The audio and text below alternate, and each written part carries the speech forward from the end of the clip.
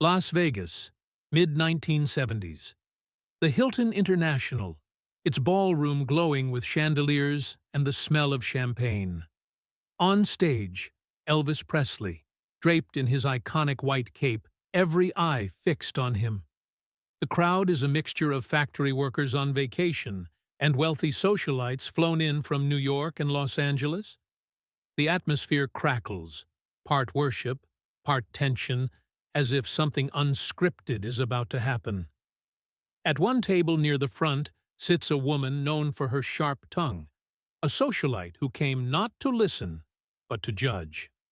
She leans forward, her jewels glittering under the lights, and when Elvis pauses to speak, she lets her laughter cut across the hall. "My God! Listen to him drag those words," she says loudly, making sure those around her hear. "He sounds like some country bumpkin from the sticks." The remark hangs in the air like smoke. Conversations falter, glasses freeze mid-air. Thousands of people turn instinctively toward the stage. Elvis has heard ridicule before, but never in a room like this, never at the very height of his reign. He stops. The orchestra falls silent behind him. He wipes his brow, looks straight into the crowd, his eyes locking in the direction of the voice. The audience holds its breath, waiting. What he does next will silence the hall and turn an insult into one of the most unforgettable moments of his career. Let us know where you're watching from, and we hope you enjoy the story. The smell of dust lingered in the hot Mississippi air. In Tupelo, the streets weren't paved everywhere, just long stretches of reddish dirt that clung to shoes and left a fine powder on the porches of every house. For the Presleys, that dust seemed permanent, like a second skin they couldn't wash away.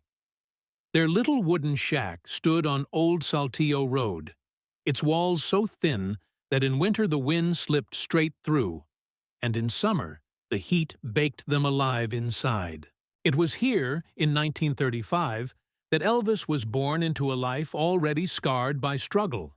His parents, Vernon and Gladys, had almost nothing. Vernon was often restless, chasing odd jobs that barely kept food on the table.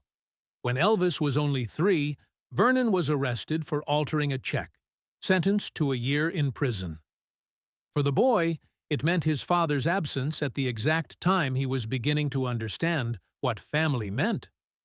Gladys became everything: mother, protector, provider, the anchor of a fragile world. Neighbors in Tupelo were a mix of poor whites and black families, bound together by hardship more than by choice. Children ran barefoot through the same dusty yards, sang in the same small churches, and spoke in voices colored by the slow rhythms of the South. That drawl wasn't just an accent. It was the sound of survival, of people who had little but carried themselves with pride. It would become the cadence that marked Elvis for life, though he couldn't know it then. On Sundays, music was everywhere. The clap of hands in the black churches down the road mixed with the hymns sung in the Little Assembly of God chapel. Elvis, still small enough to be lifted onto a pew, soaked it all in. He listened not just with his ears, but with his whole being.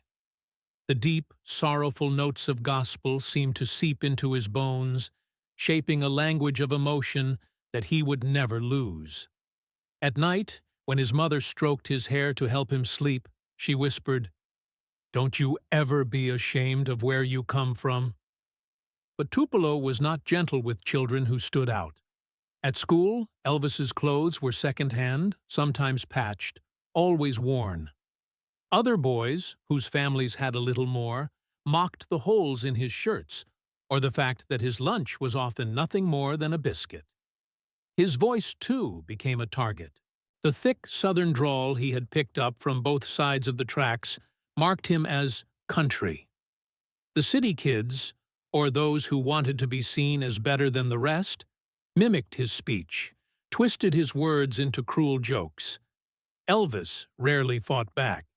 He had a way of taking the sting in silence, staring at the ground until the laughter passed. Inside, though, it carved into him. He carried those moments, stored them quietly, as if each taunt was a stone laid in the foundation of something he hadn't yet built. Music became the only escape. Someone in the neighborhood always had a guitar, battered and missing a string or two. Elvis would stand nearby, eyes wide, absorbing every chord. Eventually Gladys, with money scraped together from sewing and washing, bought him his first guitar for his 11th birthday. It wasn't much, just a cheap instrument. But for Elvis, it felt like freedom. When his fingers stumbled across the strings, awkward at first, the sound filled the small room with a promise bigger than the walls could contain. The smell of pine boards, the crackle of an old radio broadcasting blues from Beale Street, the sound of cicadas at dusk, all of it became part of him. His accent, shaped by every word spoken in Tupelo's kitchens and porches, was the same accent that carried into his songs. It was never just the way he spoke.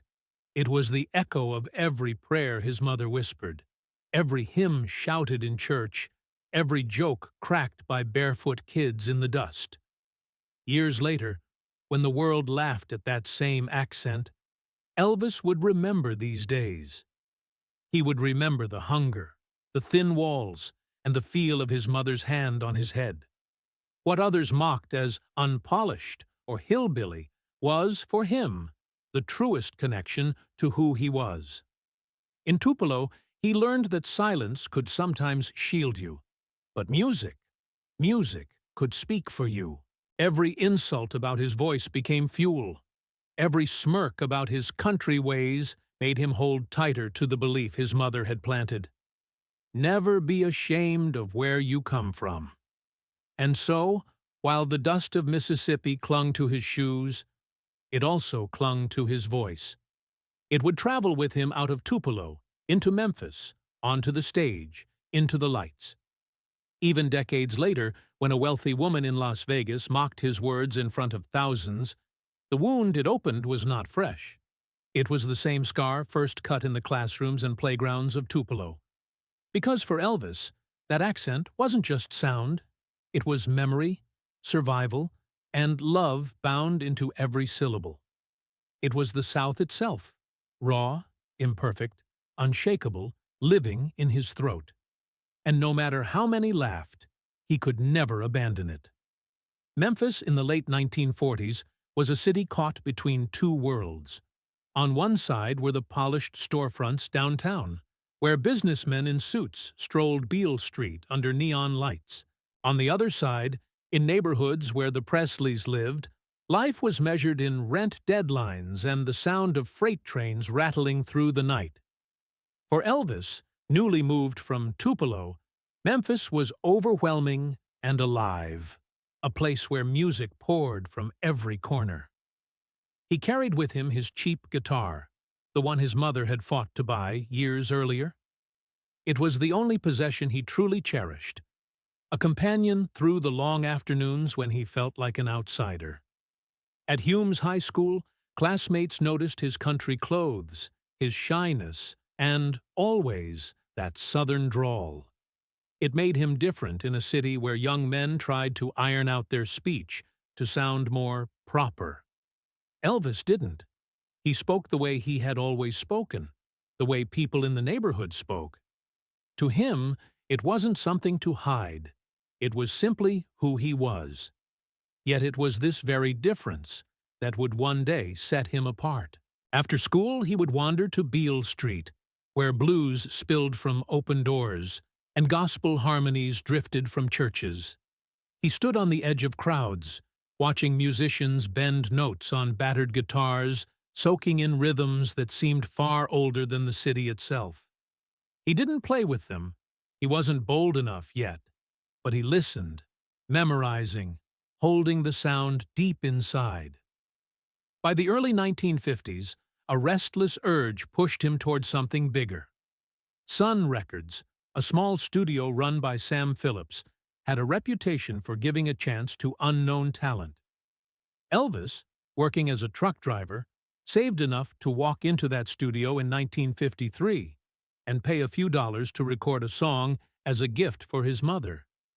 The session seemed ordinary at first, just another boy with a guitar, but there was something in his phrasing, in the way his voice lifted certain words with that unmistakable southern edge that made the engineer look up. When Sam Phillips finally listened, he didn't just hear a singer. He heard a sound that carried both sides of the South, the rawness of country and the soul of the blues. Phillips later admitted he had been searching for a white singer who could bring the feel of black music to a wider audience. Elvis, without even realizing it, embodied exactly that. His accent wasn't a liability. It was the very marker of authenticity. Still, the world outside Sun Records didn't see it so kindly. When Elvis first performed live in 1954 with Scotty Moore and Bill Black, crowds didn't know what to make of him. He moved on stage in ways polite singers never did. Hips swaying, legs jittering as if the rhythm had taken control. His introductions, thick with Tupelo and Memphis drawl, drew laughter from some. "Hillbilly," people muttered. Others whispered that he sounded uneducated, too raw for mainstream radio. Newspapers reinforced it. A review after one of his early shows described him as a hillbilly singer with a Negro sound. The label wasn't meant as praise. Editors thought they were mocking him. But the words only spread curiosity. Who was this young man who sang with a southern slur, who refused to tame his vowels to fit the expectations of polished pop? For Elvis, the sting of ridicule was familiar. He had felt it as a boy in Tupelo, when classmates laughed at his clothes. Now it echoed again, only louder, printed in black ink for thousands to read. But instead of retreating, he doubled down. He never tried to flatten his accent in interviews. He spoke the way he always had, a mix of Tupelo drawl and Memphis street rhythm. It became part of the package, inseparable from the music. In the studio, that accent colored his phrasing in ways no vocal coach could replicate. When he sang "That's All Right" in 1954, it wasn't just the upbeat rhythm or the slapped bass that caught attention. It was the way his voice stretched and curled, turning simple words into something urgent, emotional, undeniably Southern. The song didn't sound like it came from New York or Los Angeles. It sounded like it came straight out of the dirt roads of Mississippi and the neon-lit nights of Memphis. Fans responded before critics did. Teenagers, especially those from working-class families, heard something in his voice that mirrored their own worlds. They didn't laugh at the accent. They recognized it. For them, it was a relief to hear someone on stage who didn't pretend to be from somewhere else. But the backlash remained strong. Journalists labeled him vulgar, crude, even dangerous. The irony was sharp. The very accent that tied him to his roots, that made him believable to those who knew struggle, was being cast as a weakness by those who controlled the narrative. And yet, every insult seemed to fuel his fire. By the mid-1950s, Elvis had become a sensation. Girls screamed at his shows, radio stations played his singles non-stop, and his records sold by the millions. Still, he never forgot those early articles, the mocking tones of reporters imitating his speech. Fame didn't erase the sting, it only magnified the contrast. Here he was, adored by crowds, yet still branded by some as the hillbilly with hips, and he refused to change. That was the quiet defiance in him, the decision to let the South remain in every word he sang, every word he spoke. He could have hired speech coaches, polished his interviews, smoothed the drawl. But he didn't. To him, losing the accent meant losing the truth. It was the same truth his mother had whispered when she told him never to be ashamed. It was the truth Sam Phillips recognized when he heard that first recording. It was the truth that made teenagers across America feel like Elvis was one of them, not some distant star. From Memphis to the stage, his voice carried the weight of his roots. What others dismissed as crude became the very signature of his rise. And while critics mocked, the crowds only grew larger, hungrier, ready to hear more from the boy whose accent was never an accident, but a living testament to where he came from. By the mid-1970s, Elvis stood at the pinnacle of fame, yet also in the twilight of his strength. Las Vegas had become his fortress and his burden, its stages glittering, its lights eternal, its audiences wealthy and expectant.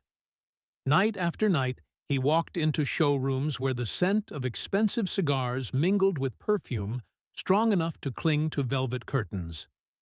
Dealers shuffled cards only a few steps away in the casino, but inside the concert hall, all eyes fell on him. He was no longer the hungry young man from Memphis trying to prove himself. He was the king. The jumpsuits were brighter, the belts heavier, the stage sets grander. But under the rhinestones, he was still the boy from Tupelo, carrying the weight of memory and accent. Every time he opened his mouth to speak between songs, that southern inflection rolled across the room. Most cheered. It was familiar, comforting. But in Las Vegas, where audiences came with diamonds around their necks and a sense of superiority in their posture, not everyone saw it that way. Elvis always knew when a crowd was with him. It was a sixth sense, like reading a weather front in the air. He could feel applause before it started, could sense hesitation before the first laugh. When the energy aligned, he glowed. When it didn't, the tension hung in the room like smoke. And in Vegas, some nights were battles disguised as concerts.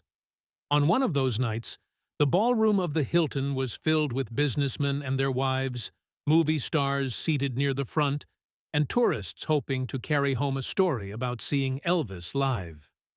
The orchestra tuned softly. Lights swept over a sea of sequins and tuxedos. From backstage he heard the murmur of glasses clinking, the polite but restless chatter of people who believed they'd seen everything worth seeing. The show began with the familiar rush.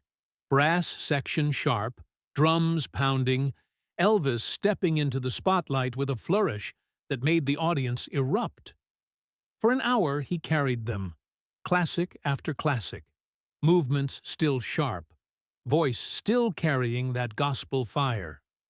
The applause came easy, but he noticed pockets of resistance. A table of executives near the front barely moved, their laughter reserved for one another, not for him. And at the center of that table sat a woman, whose posture radiated disdain. She was elegantly dressed, her jewels catching the light like shards of glass. When Elvis paused between songs to speak, just a casual line, a joke delivered in his Tupelo drawl, she leaned toward her companions and mimicked his words. Not once, but twice, exaggerating the vowels for effect. Her friends chuckled, the sound sharp enough for him to hear even over the buzz of the hall. Elvis kept going, but he felt it. The same sting he had felt as a boy on the schoolyard when other children mocked his clothes and accent now echoed in the most glamorous room in America. Except this time, thousands of people were watching. He pressed forward, singing with more force, but his awareness sharpened. Every spotlight felt hotter, every note heavier. The laughter from that table returned again, low, cutting, just loud enough for others nearby to notice. Some in the audience shifted uncomfortably, pretending not to hear. Elvis caught eyes with fans in the front rows who looked at him with sympathy, as if they too understood the insult. The moment came during a ballad. He sang with tenderness, sweat glistening on his forehead, when the woman's voice pierced through again. This time she didn't just mimic, she repeated a phrase he had spoken earlier in a mocking sing-song, her tone dripping with superiority. The sound sliced through the orchestra's soft strings, and Elvis, mid-song, went silent. The room froze. The orchestra faltered, instruments hanging on a suspended cord. Glasses stopped mid-air. For a heartbeat, nothing moved but the slow drip of sweat down his temple. He lowered the microphone just slightly, scanning the crowd. Everyone knew exactly what had happened. Thousands of eyes followed his gaze as he shifted it, almost imperceptibly, toward the table at the center. The air thickened. The audience, moments ago basking in music, now sat on edge. The faint buzz of air conditioning hummed against the silence. For a man who had faced soldiers, critics, screaming mobs, nothing compared to this. A single insult in a room of opulence, echoing against decades of wounds. Elvis had choices. He could laugh it off. He could fire back with a joke sharper than hers. He could even ignore it, keep singing, pretend the moment never happened. But instead, he paused, letting the silence build. His hand tightened on the microphone, then relaxed. The pause stretched longer than anyone expected. Long enough for even the drunkest gambler in the back to realize that something fragile, something rare, was unfolding. In that pause, the weight of his journey hung in the air. The boy from Tupelo mocked for speaking country. The young man dismissed by reporters as a hillbilly singer. The star now standing in front of the world's wealthiest, hearing the same laughter again. It was as if all those moments had converged into one. The woman shifted in her seat, suddenly aware that the spotlight, though invisible, had found her. Her companions fidgeted, their smirks fading into unease. Around them, silence pressed harder, thicker, like the whole room was holding its breath. Elvis's chest rose and fell, his eyes fixed, his jaw tight. Then, without a word, he raised the microphone again, but did not sing. Instead, he simply looked out across the audience, every movement deliberate, every second amplified by the hush. The next word he would speak, everyone knew, would matter more than any lyric. And that was where the tension crystallized. Not in the music, not in the performance, but in the raw human moment between insult and reply. Thousands leaned forward, waiting to see how a man who had been laughed at his whole life would answer mockery on the grandest stage of all. The ballroom was built for noise, for laughter, applause, the crash of an orchestra in full swing. But in that instant, it turned into a chamber of silence.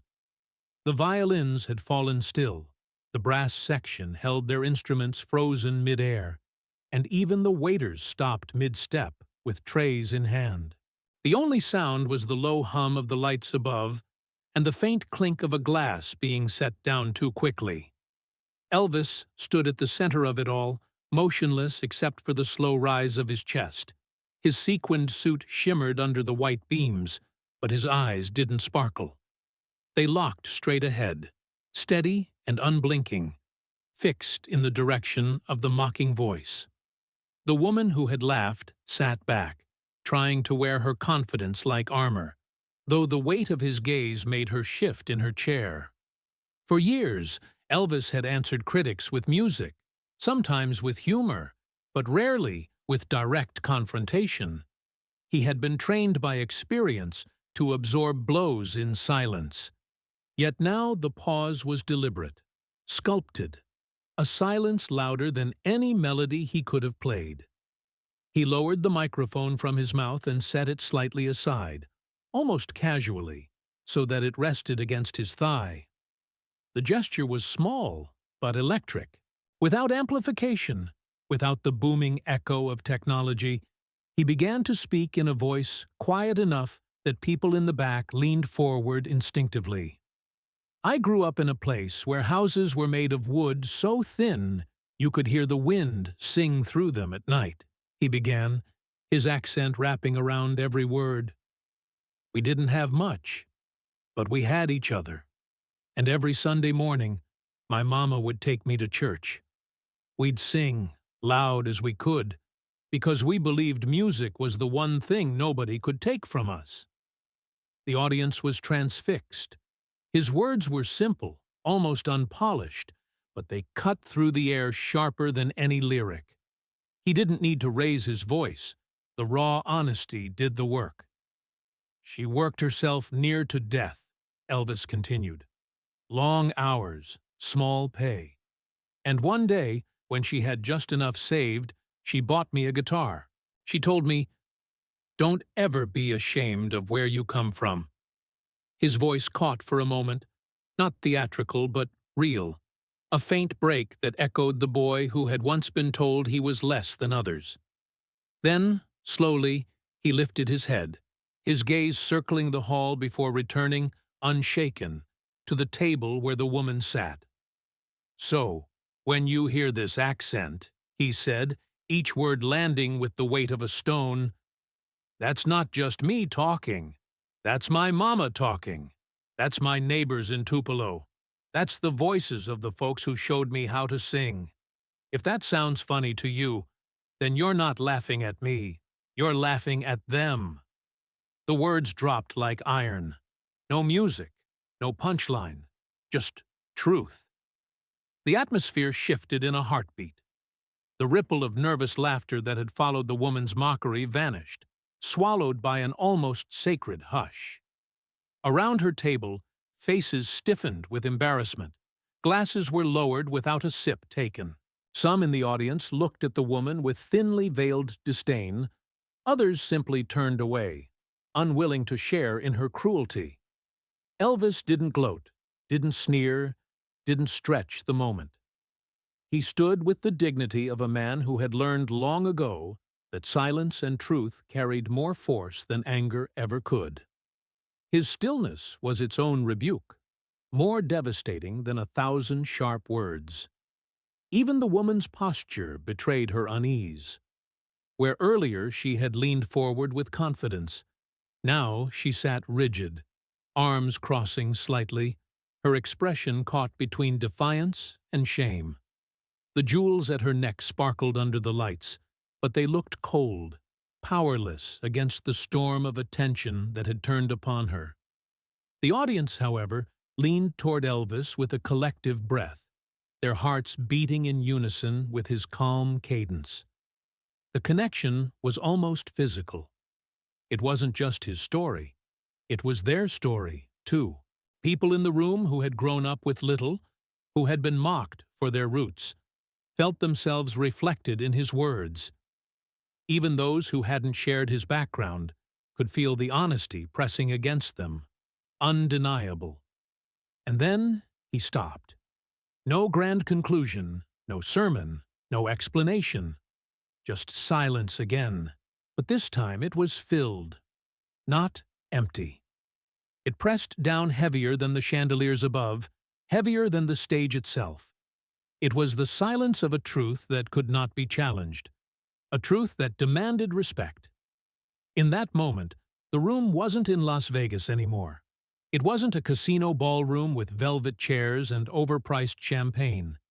It was a memory made flesh, a wooden shack in Tupelo, a mother's hand on her son's head, the echo of hymns sung so loudly they rattled the thin walls.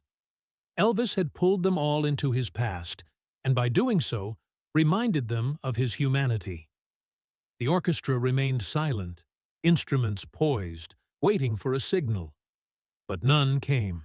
Elvis held the room without music, without theatrics, with nothing more than his presence. And the audience, used to spectacle, realized they were witnessing something rarer than pyrotechnics or flashing costumes.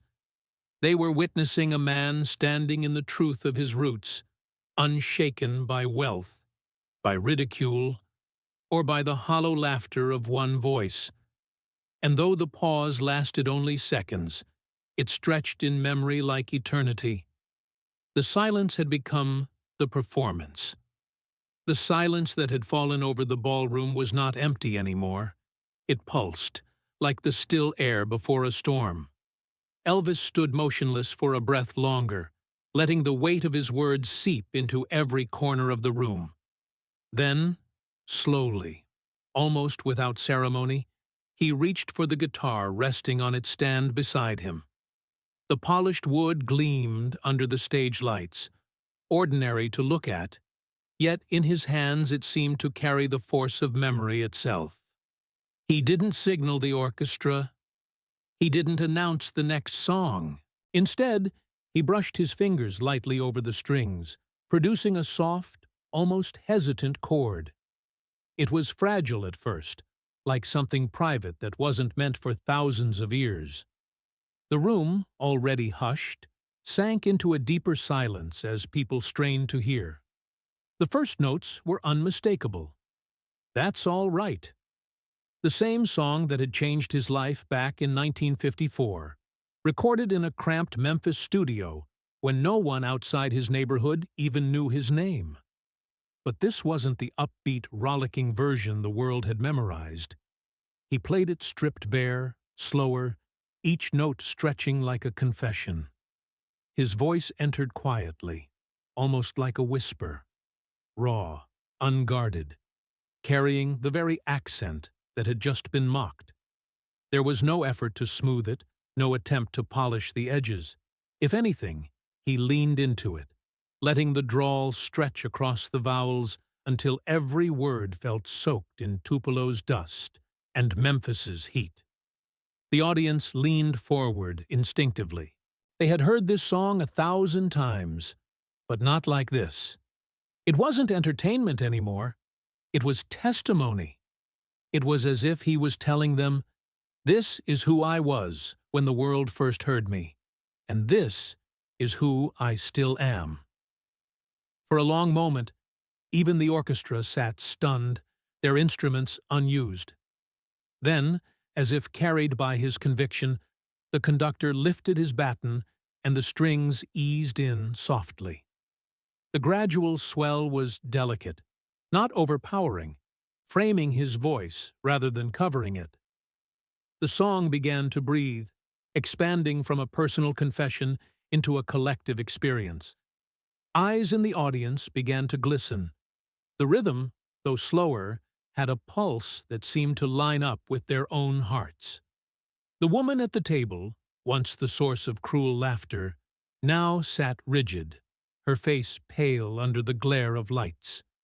No one looked at her anymore. She had ceased to exist in the story unfolding on stage. Every gaze was fixed on Elvis. And then, something extraordinary happened. As the song rose toward its chorus, Elvis's voice gathered strength. What began as a murmur swelled into full resonance, soaring above the hall with the force of a man reclaiming everything that had been stolen by ridicule. The orchestra caught up, brass and percussion joining in, until the room vibrated with sound. It wasn't just music anymore. It was redemption. People began applauding during the song, not waiting for it to end. First a few claps, tentative, then a wave spreading across the ballroom. Some stood to their feet, unable to remain seated under the weight of what they were witnessing. By the time the final chords rang out, the applause had become thunder, rattling the chandeliers and drowning out even the last notes of the orchestra. Elvis lowered the guitar gently, his breathing heavy, his chest rising and falling as though he had just poured out not a performance, but a lifetime. He looked out across the crowd, men in tuxedos now clapping with genuine fervor, women in gowns brushing away tears they hadn't expected. The transformation was complete. A hall that had once contained laughter at his expense was now unified in reverence. At the woman's table, her companions clapped too, some even standing, desperate not to appear aligned with her earlier cruelty. She remained seated, her smile forced, her hands folded tightly in her lap. The spotlight no longer belonged to her. It had turned into a mirror that exposed her pettiness for all to see. Elvis didn't gloat. He didn't glance at her again. Instead, he let the applause wash over him, not as victory, but as communion. He knew the crowd wasn't just celebrating a song. They were celebrating the truth he had shared, the dignity with which he had borne an insult. When the noise finally subsided, he leaned toward the microphone, voice calm, almost tender. "That's the first song I ever recorded," he said, his accent unsoftened, every syllable ringing with pride. "Didn't think I'd be singing it in Vegas 20 years later, but here we are." The crowd erupted again, laughter this time not at him, but with him. The tension was gone, dissolved into a wave of warmth. The moment was no longer about mockery, it was about triumph without vengeance. He had turned insult into art, humiliation into transcendence. The very accent used against him had become his weapon, his anchor, his glory. And as the orchestra prepared for the next number, Elvis stood taller than ever. He hadn't just reclaimed the room, he had redefined it. What had begun as a night of entertainment had transformed into something greater. A reminder that dignity doesn't shout, it sings. The atmosphere was no longer brittle with tension, but alive with reverence. People who had come expecting a show left realizing they had witnessed something far more rare. A man who turned pain into music and left everyone in the room changed because of it. When the echoes of applause finally began to settle, a different energy replaced them. It wasn't the usual roar of excitement that followed an Elvis show. This was quieter, more reverent, like the hush that falls inside a church after the last hymn. The air in the Las Vegas Hilton ballroom seemed to thrum with something invisible, as if every person inside was connected by a single thread. Elvis remained at the microphone, his face still glistening under the heat of the lights, but he didn't rush into the next song. He let the silence linger, not as a pause, but as part of the performance itself. For a moment, he looked almost reflective, his gaze drifting across the audience as if he were trying to see not their jeweled gowns or tuxedos, but their hearts. When he finally spoke, his voice was calm, stripped of showmanship. "I've always just been a boy from the South," he said, his drawl stretching across the syllables without apology. "This voice, this way I speak, it's who I am. And it gave me everything I've ever been able to share with you." The words weren't polished, they weren't rehearsed, yet they fell into the crowd with a weight that no perfectly written line could carry. It was truth, plain and unguarded. For a beat, no one moved. Then applause burst forth again, but this time it was different. Not the kind of clapping that fills time between songs, not the automatic rhythm of casino audiences. It was raw, irregular, waves of people standing one after another until the entire hall was on its feet. The sound was thunderous, but the emotion behind it was deeper than excitement. They weren't applauding just a performer. They were affirming the man himself. Some in the audience shouted, unable to hold their emotions. "We love you, Elvis," rang out from the left side of the hall, followed by another voice from the back. "Don't change a thing." The cries were unpolished, heartfelt, like the kind of thing shouted in a revival tent rather than a Vegas showroom. Elvis's face softened. He smiled faintly, not the wide grin he used for cameras, but something smaller, almost private. He leaned closer to the microphone and answered in a voice just loud enough to be heard, "I love y'all too." The words were simple, yet they carried more power than any practiced speech. The accent in his reply was unmistakable, and this time Instead of being mocked, it was cherished. The hall shifted again. What had started as an expensive evening of entertainment now felt like a gathering of souls. Men who had walked in stiff with pride found themselves clapping until their hands stung. Women dabbed at their eyes, unashamed of their tears. Even the casino regulars, hardened by endless nights of gambling and neon, stood caught in the spell, unwilling to break it. The atmosphere became almost sacred. The crowd no longer acted like an audience watching a show. They became participants in something unspoken. It was as if every breath synchronized, the room inhaling and exhaling with him, hearts beating to the rhythm of his truth. Elvis sensed it. He had performed in stadiums, in arenas where thousands screamed so loudly he could barely hear himself. He had stood before cameras broadcasting his image to millions around the globe. But rarely had he felt a crowd lean into him like this, not out of frenzy, but out of unity.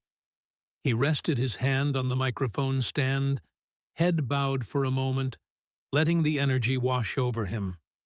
When he lifted his eyes again, they glistened. "I don't take this for granted," he said softly. "Not 1 minute of it. Y'all have given me a life I never thought I'd have, and if my voice, just the way it is, could bring me here, then maybe it ain't such a bad voice after all." The audience roared, not with laughter, not with mockery, but with a release of tension that felt almost like relief. The sound rolled forward in waves, not neat applause, but something more chaotic, more human, like the breaking of a dam. People shouted, clapped, some even whistled. But it wasn't noise for noise's sake. It was gratitude. And as Elvis stood in that storm, something shifted within him too. For all the years he had carried the sting of being called hillbilly, all the times critics mocked his drawl in print, this was the answer he had never expected.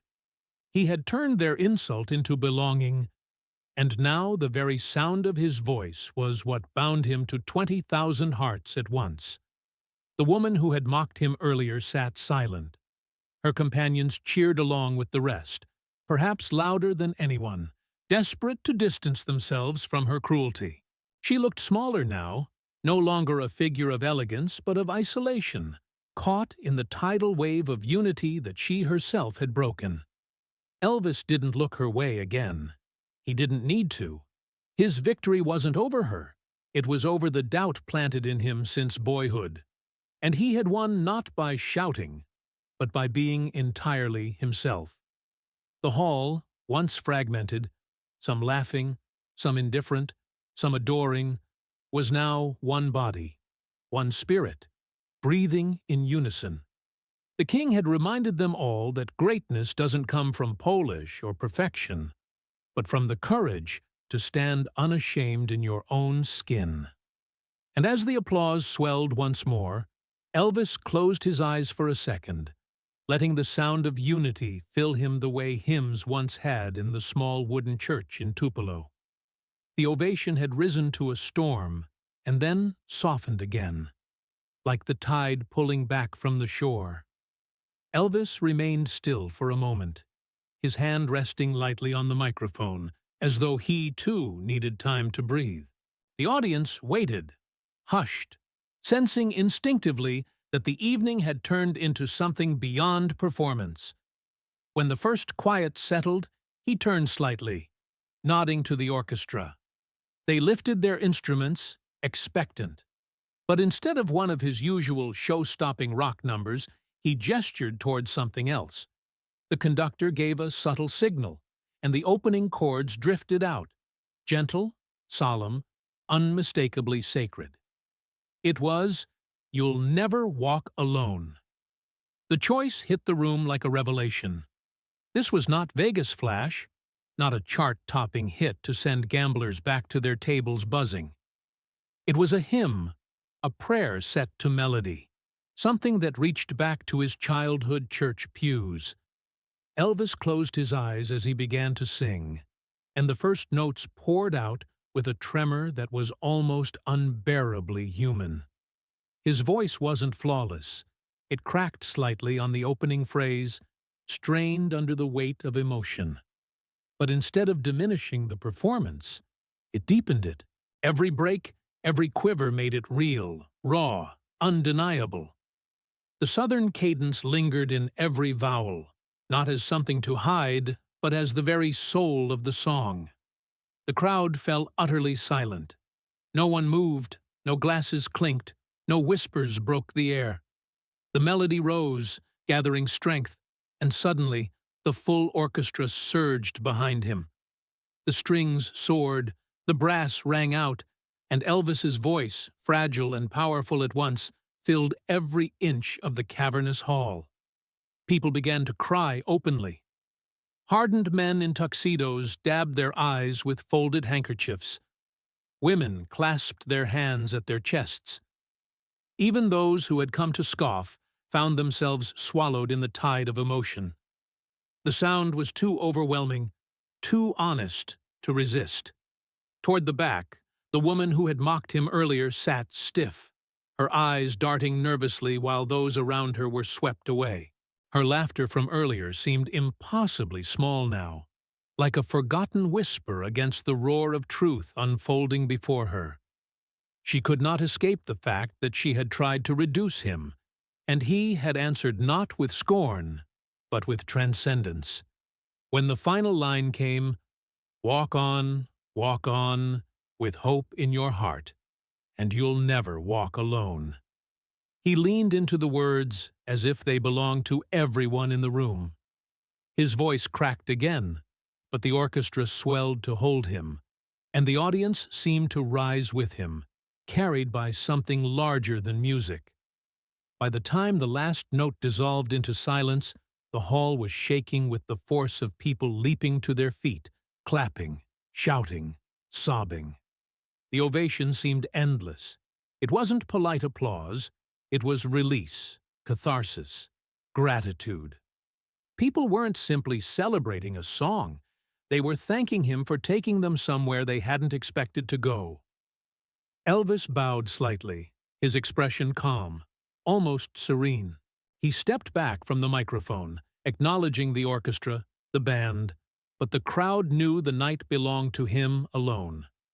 As the cheering finally ebbed, he left the stage, walking into the wings with a dignity that silenced even the most persistent shouts of "Encore!"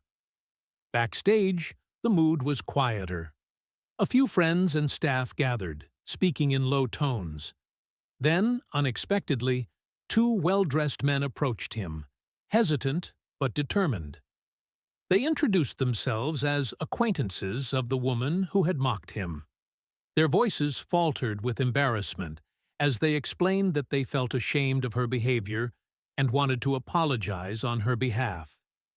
Elvis listened without anger, without triumph.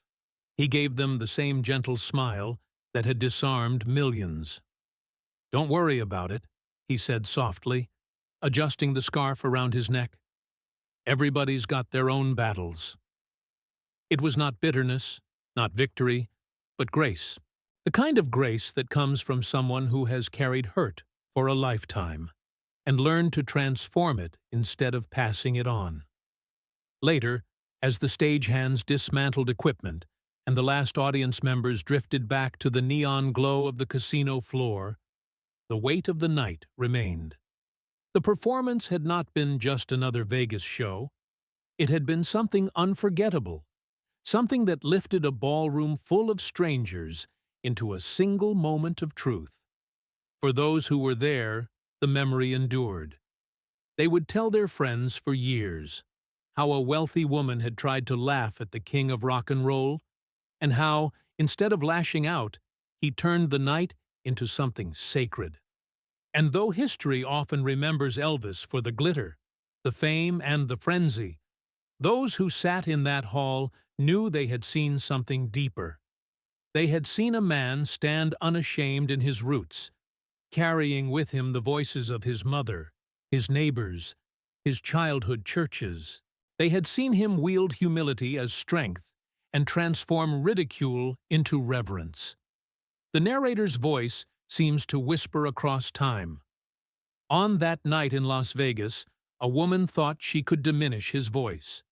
But it was that very voice, the voice of the South, the voice of Elvis, that filled 20,000 people with tears and left them standing in awe. It was not just music, it was the sound of a man's soul.